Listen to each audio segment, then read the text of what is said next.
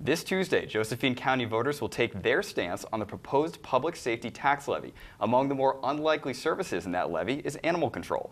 Now the Josephine County Animal Shelter is making their case for funding and turning to donors to help them stay on their feet. Officials with the Josephine County Animal Shelter say there's quite a bit of hand-wringing over the upcoming levy vote. It's quite a bit of concern because we're already stressed and stretching our resources to the limit with what we do have. Volunteers perform most shelter services like pet adoption and licensing, but animal control is an exception.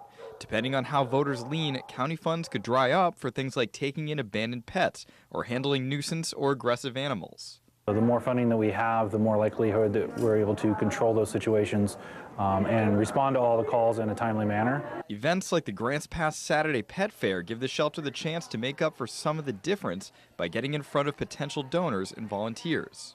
Just general public support is really needed.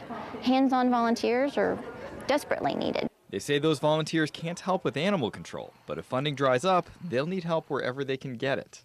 We lose funding for vet bills, basic toys. Their message to volunteers: spend time socializing with an animal. The more social it is, the more likely it will be adopted. And as more pets find families, more money gets saved. The less dogs and cats that we have out there, the less care that's needed, and less money that's needed to provide that care. Josephine County voters cast their ballots on the public safety levy this Tuesday. That levy would amount to $1.48 per $1,000 of property value for the next 3 years.